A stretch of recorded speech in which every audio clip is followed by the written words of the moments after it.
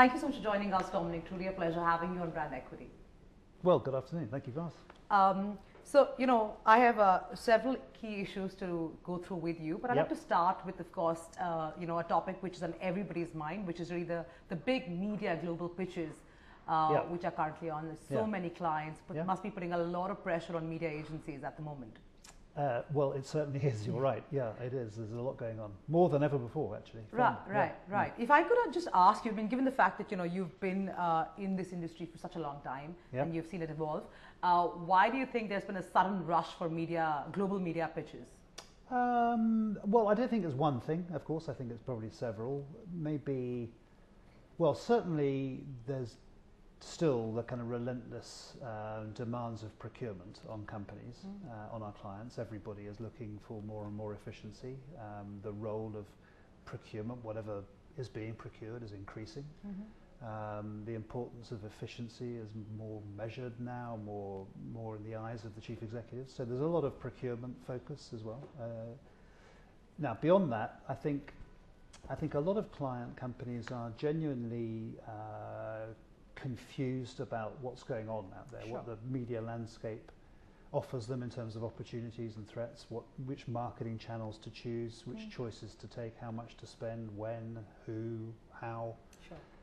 Just fundamental questions which there's no answer, there's no specifically scientific answer to these questions, but the more opinions you perhaps get from a pitch process, the more you can learn, I think. I think there's a big element of that too, actually. So I think probably I would say those would be the two overwhelming strands here. One is procurement and one is knowledge.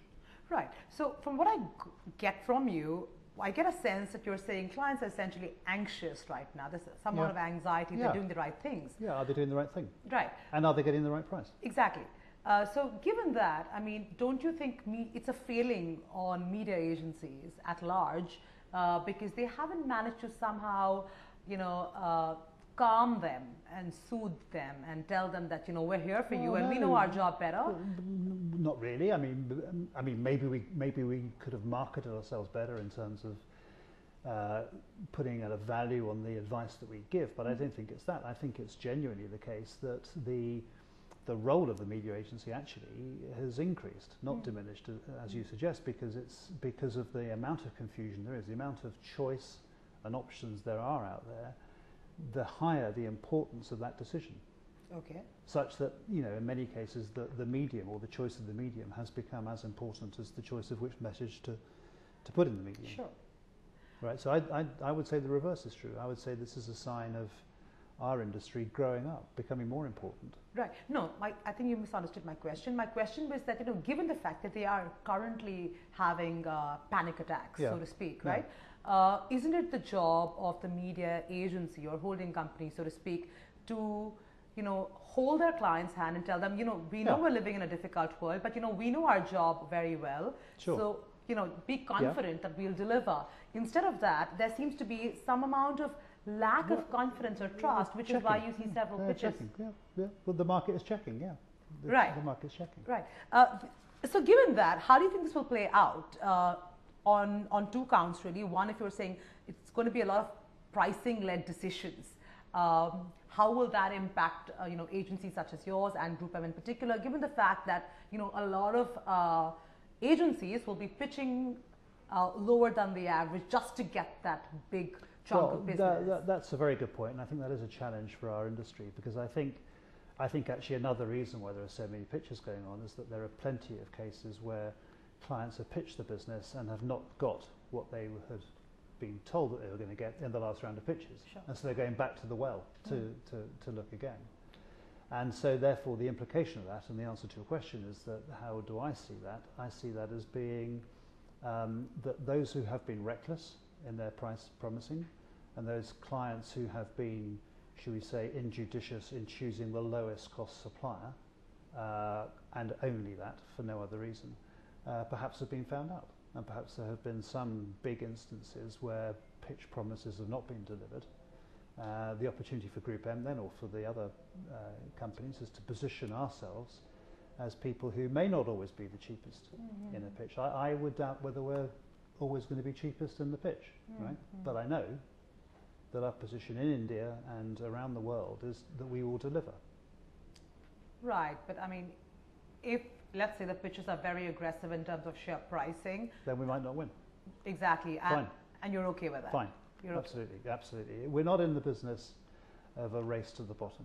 We're not in the business of being just the lowest cost operator. No. I mean, that's a perfectly valid business model. I'm not saying it isn't, Sure. but it's not our business. I just want to stick with the pitch bit for just one more question. Yeah. Given the fact that there are so many pitches, for some you'll be incumbents, for some you'll try and get new business. Yeah. How does that pan out for agencies such as yours, because you're under immense pressure to deliver on both ends. Yeah. And the fact is it's going to take, you'll have a lot of crunch in terms of manpower, actually having resources dedicated to either winning a pitch or retaining your client. Yeah. What kind of pressure are agencies going through? We're under pressure, but but a sensible agency, and I think we are a sensible agency group, just won't chase absolutely everything. Because if all we're doing is winning business at one end and losing it at the other because we're not servicing it in order to win the other one, then what's the point? There is no point. So we're a bit more selective than that in what we, in the new business that we're prospecting. It's not that reckless, but yes, you're right. There is pressure on the system, for sure there is. I mean, we don't carry much fat. In our staff we have 27,000 people around the world. It's one big army, right? Sure. But it's pretty full.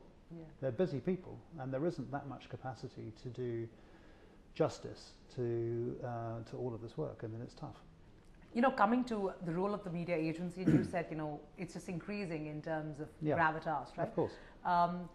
We also see a lot of blurring of roles because you're no more just trading, or you're not traders, so to speak. You're doing a lot of innovation. You're doing a lot of creativity yourself. So in lots of spaces, you actually also act like the creative partner. How is that going to work out going forward in terms of a model? Because you have a creative agency, you have a media agency, but a media agency that is seeming to do a lot more than what they primarily set out to do. Again, I would slightly challenge that. I don't think we, in many cases at all around the world, are we seen as the creative partner. I think in many cases, and indeed our strategy is to be seen as a creative partner. In other words, we contribute to the creative or the content process and thinking, for sure. But only one of them. I think at the base of what we do is still, and probably always will be, trading, which is where you started. I mean, we have, according to RECMA anyway, over $100 billion of trading in our company, of other people's money. Well, that's a massive responsibility, and that's the thing we must get right. That's the foundation of everything else we do. Sure. Beyond that, for sure, we develop our company. We're developing it broadly into brand new areas and enhancing older areas, including creativity. So we do get invited to give opinions about what creative should be where and how to develop, particularly in the digital world, new kind of content ideas. I think clients are happier to crowdsource their creativity. Given that you say that trading is still your number one priority, and it is the biggest job role that a media agency. It's the fundamental priority. If we don't get that right, then we can't do anything else. That's the foundation. Which comes to my next question, which is programmatic, right? Yeah. I mean, it's become pretty big. Maybe not so in India. Well, but it's just a question of time. Sure. Yeah. But how is that going to translate when you will not need so many people, right? If once programmatic kicks off and becomes very efficient. Oh, I would challenge that too. This is a challenging conversation. I think we'll need as many people, perhaps even more people, but they won't be doing the same thing. Okay. All right. So the actual transaction perhaps will be more automated. Sure. And that's not a bad thing. Okay. If you have an industry that's turning over hundreds of billions of dollars of revenue, it would typically be automated. Sure. Right. I mean, most industries of that scale are. So the people who are currently perhaps focused on that will be more focused on giving a lot more advice as to what to transact rather than how to transact it. There's also a point of view, and I'm pretty sure you'll disagree with me, is that with programmatic becoming the norm, it kind of sucks out the whole intuitive intelligence bit when it comes to actually buying and owning properties, because it becomes very automated, very robotic, and may not technically on paper may look good, but you know what I mean. It won't. I know what you mean, but only if that's your desired outcome. If your desired outcome is simply what appears on a spreadsheet to be the cheapest outcome, whether that's a CPM or a CPC or whatever kind of outcome it is that you're attempting to measure, if that's your only interest, then for sure you'll just push a button. But there aren't many advertisers or categories of advertising now for whom that is the only or even primary interest. Coming to India, why do you think programmatic is a concept that seems to be alien to many, including media agencies? Well, it's not alien really. I think it's just growing. I mean, it's just it perhaps started slower here. I mean, maybe the rather diversified structure of the media environment here. You know, a lot of different media owners, not much consolidation in that in comparison to other markets. Perhaps that was something to do with it. I don't know. But I mean, India is a tech-savvy, IT-rich business environment, which is the biggest irony, right? Yes, which is the biggest irony. Which is also probably the reason why it'll catch up and then overtake the average. Right. You know, give me a sense in terms of, everybody's talking about digital, so give me the global view on, if you look at an average in terms of the media mix, how much is really going into digital as a portion of the entire mix? Well, a lot more than in India. I mean, in India, I'm talking roughly now. Sure.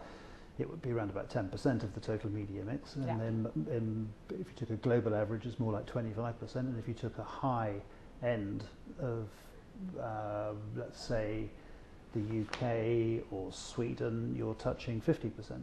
In some markets of the whole media mix. So really, you've got a very broad spread here going on of that profile. Sure. But it's only going in one direction. Which is higher. Exactly. So let's take, for simplicity's sake, a 25% average, global average, right? Which is 25% of media spends are now digital. Yeah. I just want to, I'm a bit confused about margins, right?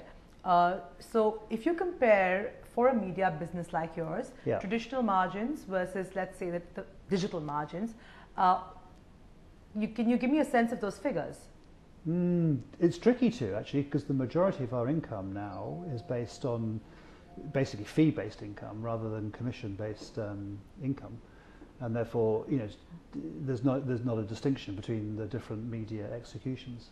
Actually, so it might sound an odd answer, but it's truthful to say that because our incomes are based typically around fees and work plans, there's no real difference in the margin. Okay, so are you saying that a digital project today is as profitable as a traditional project? Probably more. I mean, if you took it project by project and you really tried to sort of strip away all of the fees that cover just general servicing fees, probably there is a bit more margin in digital, I would say, than But that's typical of any business, isn't it? Where new products, if you like, tend to have a higher margin before they become normalized, and then you move on and move to another thing. So your hypothesis is probably right, but it's actually just not the way we get paid.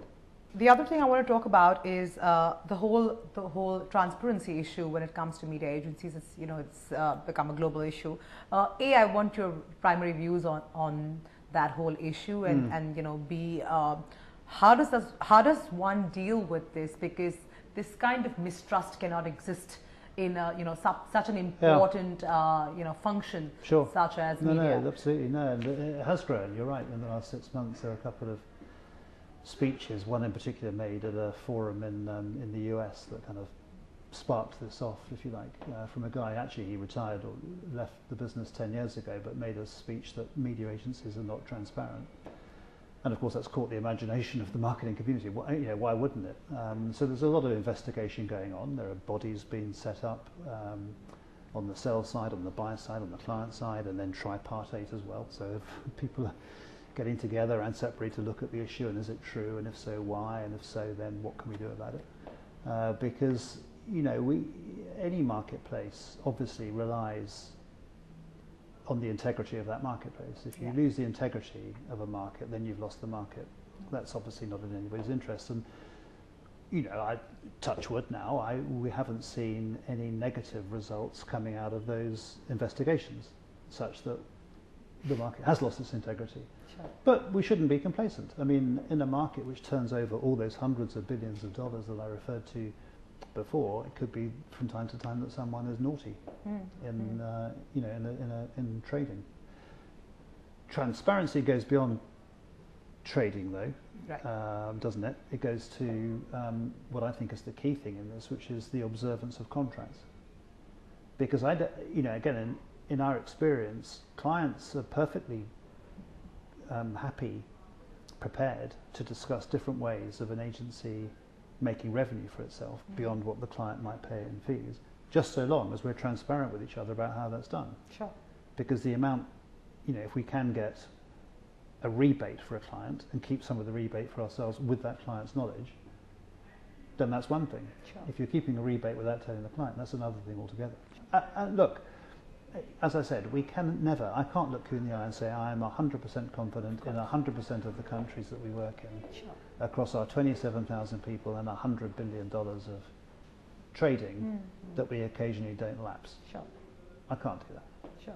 Sure. But I can tell you that we do our utmost, and our clients do their utmost to ensure that doesn't happen, and then if it does happen, to quickly rectify the situation. Dominic, you must also be a very worried man, because a lot of companies such as yours, and specifically WPP, where Asia is such an important market, and you guys bet so heavily on EMs, and it's done very well for you. But having said that, given the global meltdown we're suddenly seeing, and there seems to be, first we just thought it was a soft landing, but now we think it might actually be the brakes maybe on when it comes to emerging markets. How is that? How are you taking to that? How are you looking to hedge your risks, and how do you think this will pan out for businesses here? Well, we do. You're right. We take a big position in Asia. We're very confident about Asia. WPP is, GroupM is within WPP.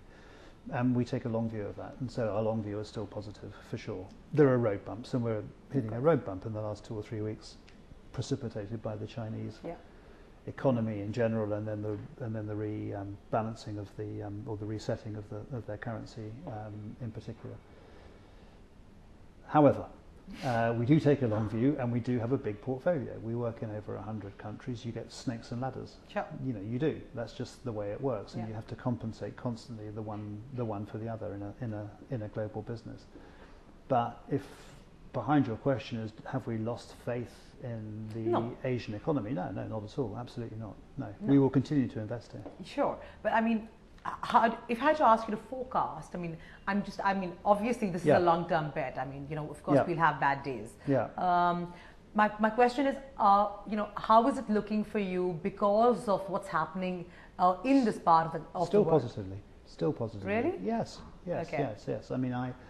I reviewed some forecasts this morning with the India management team just 3 hours ago, and I don't think they've changed them in 3 hours, but we're forecasting a double-digit growth in the media economy in India in 2016. Okay. That's healthy. Dominic, do you see any change in conversation with clients in terms of they're just becoming more wary and more cagey about spending more money?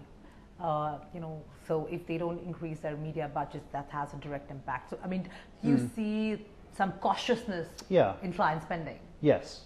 Not more and more, I would say. I think it's been cautious for 2 or 3 years now. Yeah, I do. I think in every sector, actually, not particular sectors or not even particular countries, but generally around the world in business, people are cautious. And media expenditure, whether we like it or not, and we don't like it, but whether we like it or not, is seen as a tap that's fairly easy to turn off. Absolutely. And fairly easy to turn on. Yeah. Without sometimes a very obvious short-term effect. But this seems to be a constant issue. Every time we see some kind of a slowdown or recession, marketers are ready to jump and press that stop button. Because the structure of the media markets makes that simple, right? To turn it on and off. An advertiser might have a deal with a media owner for a year or 6 months, or even sometimes beyond a year, but it's quite rare. So you can turn it on and off. If you're building a new factory, once you start laying the foundations, you're building a factory. Yeah. Can you talk to me about ESP? What was it? Why the need to launch a unit like that? I believe that India is the regional hub, and how does that work? It's very simple. Sports, let's say sports in particular, but entertainment in general, is growing. As a medium, it's growing quicker than the average media. It's a business that we are represented in already, but we want to grow because of the growth in that sector. And therefore we put more of a structure around it. And ESP properties are representing rights holders and entertainment holders to our clients as a kind of natural step. It's actually really, I mean, not to diminish its importance, but it's a rearrangement of what we already had to make it more simple and easy for clients to understand and buy. Right, right. And but it reflects the growth of that medium. Right. And why is India a hub, a regional hub? Given that we only have cricket. We only have cricket, but we do believe that other sports will muscle their way into the cricket. Yeah, we've been living that hope for a long time. Well, I know, but eventually it'll happen. But anyway, even if it was just cricket, there's still plenty of marketing opportunities in cricket for our clients. I mean, I'm sure you're aware that we've done a few deals or helped our clients do a few deals ourselves in recent months and years. Sure, the PTM deal with BCCI, for instance. For instance, yeah. Which I believe was the first deal that ESP cracked. Post its formation. Under that banner, yeah. Can you give me a sense of those figures? So, well, the value of the deal published is just over 200 crore across all the games. Right, right. And I think that's about 2.5 crore per match on average. Right. Yeah, many congratulations. That is a big deal, and good for BCCI because you know they're so tainted right now at the moment. Well, but good for the brands too. Yeah, you know, sometimes I wonder, everybody who comes down to India, when you have global CEOs such as yourself come down, they're very polite about India, right? They're very polite about the growth rate. They're very polite about even the problems we're facing. We're actually much more critical of ourselves. Yeah, I think that's culturally true. But you know, I fail to wonder why why you're not more candid about the fact that, you know, sometimes the returns are not as great as you imagine, and the growth rate, the returns are good, and the adoptability for us compared to the West, we're just not fast enough.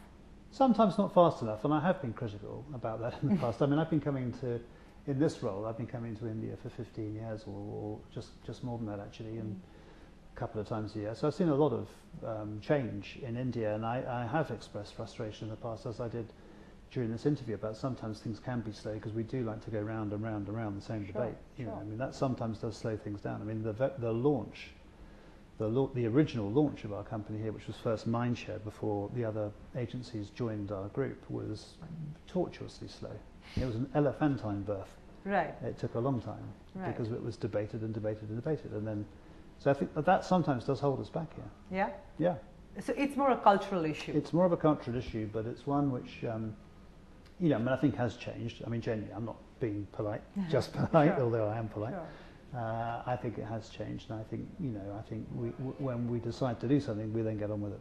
Right. You know, because the other thing is, everybody who comes down, or you know, when you meet them in Cannes, talk about this 1 billion plus opportunity, right? But the fact of the matter is, it's not a 1 billion plus opportunity, it is a 200 million opportunity. Which is not a bad opportunity. Fair enough. But I mean, that's the number we're talking about, because that's the number people are consuming. Yeah. The 1 billion plus is just a big number that sounds sexy, but I mean, technically will not translate. For almost all clients, you're right. At the end of the day, the 1 billion, that's a very long-term bet. Yeah. The bet in my lifetime is 200 million. Not in my time either, right? I mean, 1 billion is just, it's too far away. So given that, I mean, and you look at the way we consume media, right? And you look at where we're going. I mean, how do you see the Indian, media mix, so to speak, change? Well, probably if it follows patterns that have been established elsewhere. But do we ever? Is the well, question. you do, but in your own way. And if you do follow the patterns in your own way, you'll see more consolidation. Okay. You'll see a drift, maybe not a rush, but a drift slightly away from print media, I think. Okay. You'll see a faster growth curve for digital in general, I think. Okay.